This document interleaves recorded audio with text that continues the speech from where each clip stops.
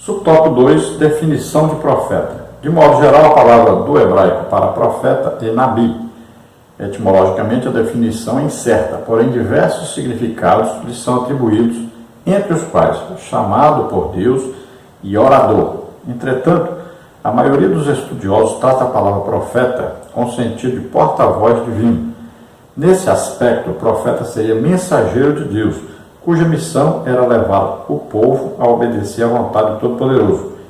Quem ouvisse esse porta-voz teria sucesso, pois o profeta comunica o que Deus lhe diz, fala o que o Senhor lhe falou. Esse é o fundamento do movimento profético no Antigo Testamento. Deuteronômio 18:18, 2 de Crônicas 20:20. Então, um profeta é um porta-voz de Deus. Ele ouve Deus falar com ele e ele transmite para ou uma pessoa, se Deus mandar falar com uma pessoa só, ou transmite para outras pessoas, se Deus mandar falar com outras pessoas.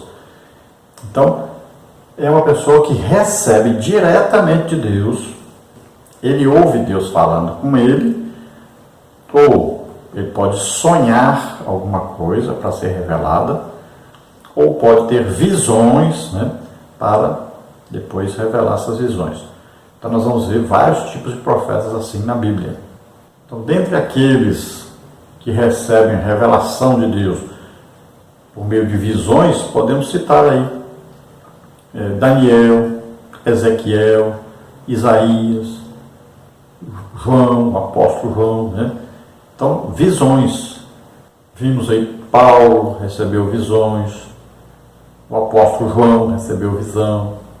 E nós podemos ver casos especiais, como aí tanto o apóstolo Paulo como o João tiveram aí um arrebatamento de sentidos, e estiveram em lugares, que não é lícito até se dizer. Então, Paulo foi até proibido de dizer aquilo que ele recebeu lá onde ele esteve. E o apóstolo João, então, recebeu essa revelação, viu Jesus, foi falado a ele o que escrever, e ele escreveu. Subtópico 3, Samuel e os demais profetas. Com Samuel, deu-se o início à prática de os profetas ungirem reis. Segundo o texto bíblico, o próprio Samuel comunicou as palavras de Deus a Saul de que este seria rei. Segundo os estudiosos, foi com Samuel que teve início o movimento profético formal em Israel. E com Elias, ele se desenvolveria ainda mais. A partir do ministério de Samuel, surgiram os profetas da corte, os que atuavam junto aos reis. Alguns desses profetas não apenas aconselhavam os soberanos, mas também eram seus escrivães. Por exemplo, Samuel, Natã e Gade fizeram alguns registros reais. Então, antes de Samuel existiram profetas? Sim, o próprio Adão era um profeta. E nós vamos ver, aí Moisés, por exemplo, foi um grande profeta, E nós vamos ver outros profetas que Deus usou, e durante todo o tempo que o homem está na terra, sempre houveram profetas, sempre houveram homens de Deus com quem Deus falava. Agora, a partir de Samuel, nós vamos ver que existe agora uma concentração de profetas, existe uma escola de profetas e existe um ministério específico de profeta que vai interferir na vida da liderança. Então, ele passa a ser aquele que vai ungir o rei. Então, o rei é escolhido por Deus, confirmado através da unção de um profeta, e nós vamos ver que a partir daí esse profeta passa a ser um conselheiro então dos reis, e muitas vezes ele também escreve aquilo que o rei está fazendo e aquilo que está acontecendo na nação de Israel com relação a Israel e os povos vizinhos. Por exemplo, o primeiro livro de Samuel, o segundo livro de Samuel, acreditamos então que foi escrito por Samuel, Natã e Gade. E ao lermos aí livro de Crônicas, os dois livros de Crônicas, nós vamos ver que também foram escritos por esses profetas, e vários livros da Bíblia nós encontramos então escritos de profetas. Por exemplo maior, nós vemos aí o profeta Isaías. Tópico 2, o desenvolvimento do ministério de Samuel. Subtópico 1, o crescimento profético de Samuel. Subtópico 2, a formação profética de Samuel. Subtópico 3, a disciplina de Samuel. Subtópico 1, o crescimento profético de Samuel. Se os filhos do sacerdote Eli praticavam pecados abomináveis, o jovem Samuel crescia com integridade diante de Deus e do povo. Sempre houve em Ana, sua mãe, um cuidado especial para que seu filho estivesse envolvido com a obra de Deus. Ela orou por ele e o entregou aos cuidados de Eli. Este, observando a dedicação de Ana e seu comprometimento, orou por ela, rogando a Deus a bênção para a sua casa. 1 Samuel 2, 20 e 21. É maravilhoso dedicarmos a Deus o que temos de mais precioso, pois suas recompensas são certas. Bom, então vimos que Samuel, no início da sua vida, foi criado então por seu pai Elcana, sua mãe Ana, que eram descendentes da tribo de Levi, então tinham conhecimento da palavra de Deus, e ensinaram Samuel realmente a andar no caminho do Senhor. Depois o sacerdote Eli, também vai continuar essa educação do profeta Samuel. Veja bem que teve então uma excelente educação, excelente ensino da palavra de Deus. Seus pais eram então pessoas que entendiam da palavra de Deus por serem descendentes da tribo de Levi, uma tribo que era responsável por dar ensino da palavra de Deus. Sabemos então que Eli abençoou Elcana e Ana, e a oração foi que Deus concedesse aos dois filhos, e realmente Deus atendeu a esse pedido e deu a Ana 5 filhos a mais, além de Samuel. E pode ser, pela declaração de Ana, que ela tenha tido 7 filhos. Sobre o tópico 2, a formação profética de Samuel. Samuel aprendeu com Eli, ele foi formado pelo velho sacerdote, assim como Paulo aprendeu aos pés de Gamaliel, como está em Atos 22, 3. E Timóteo com Paulo, como está em 2 Timóteo 3, 10. Deus chamou Samuel quando ele tinha cerca de 12 anos, 1 Samuel 3, de 1 a 4.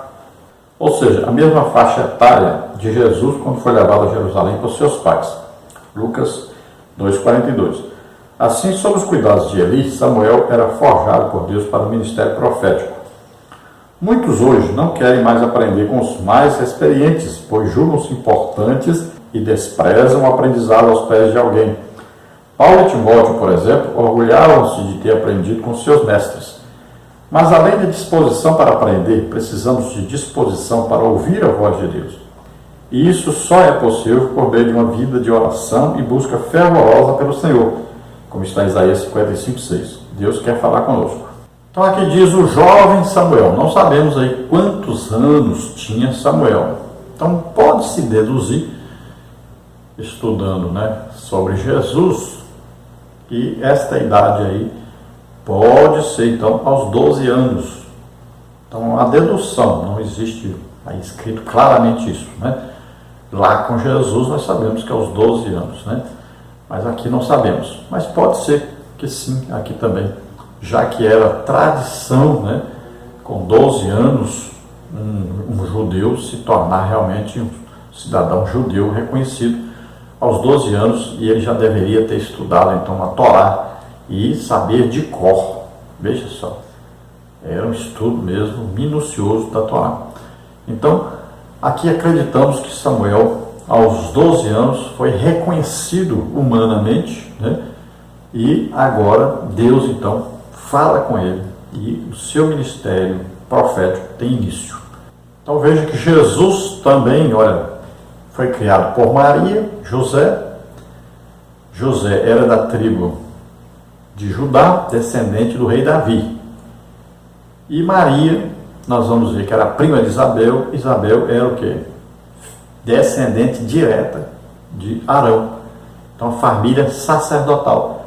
Então, eles ensinaram Jesus a palavra de Deus, com certeza. Teve um excelente estudo bíblico, um excelente ensino de Jesus quando era pequeno. Então vamos ver que Jesus, aos 12 anos, foi apresentado, e já discutia com os doutores. Então aqui Samuel, nós acreditamos também que com 12 anos, então, Deus já faz o chamado na vida dele. Lembrando sempre que Samuel é um tipo de Cristo. Olha aí, Jesus foi adotado por José. E esse adotado não quer dizer que foi lá no cartório, eu quero adotar aqui. Não. Quando nós estamos falando adotado, então porque é criado por alguém, né? E espiritualmente é uma adoção, assim como Samuel, quando é entregue a Eli, isso é uma adoção. Então, espiritualmente, quem está na posição de pai de Samuel agora é Eli. Então, existem aí muitas semelhanças, né? Samuel com Jesus. Então, aí, olha só, sacerdote, profeta, juiz, rei ao mesmo tempo, que ele agia como juiz e rei ao mesmo tempo. E Jesus, mesma coisa, aí. Jesus, né, profeta, sacerdote, juiz, rei. Então veja só que tem muita semelhança aí. Assim como Samuel foi adotado por Eli, assim Jesus foi adotado por José. Então veja que Samuel foi educado por seus pais, depois educado por Eli. Então esteve aos pés de Eli aprendendo. Hoje nós temos, infelizmente, muita gente que acha, porque frequentou aí um colégio, um curso de teologia, já se acha mais importante que todo mundo, começa a até abusar dos mais velhos, desconsiderar os mais velhos, achar que já sabe tudo, que pode tudo, acha que os mais velhos não entendem de nada, não sabem de nada. Está acontecendo muito isso na igreja hoje. Tanto é verdade que o calvinismo, né, já foi aí declarado pela presidência da CGADB, presidência também da igreja em São Paulo, né, pastor Zé Wellington, falou sobre isso, já teve palestra sobre isso na última reunião ministerial, falando sobre isso.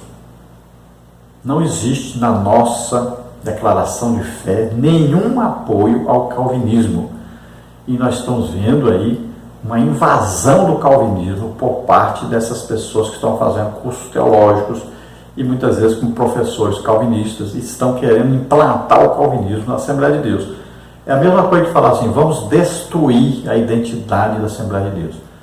Vamos expulsar o Espírito Santo da Assembleia de Deus. É a mesma coisa de falar isso.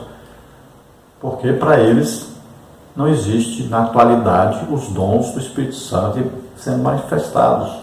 Para eles também falar em línguas, não existe isso aí na atualidade, é errado para eles. Então, eles vivem criticando a nossa igreja, fazendo até deboche. Assista os vídeos aí. Então, é preciso tomar uma posição sobre isso. Está havendo um desrespeito à liderança. E eu tenho insistido e batido nessa tecla em vários grupos aí, eu sou expulso dos grupos, porque estão infiltrados esses moderninhos aí, calvinistas. Não sei por que não vão para outra igreja, mas estão aí para perturbarem a igreja, esses calvinistas.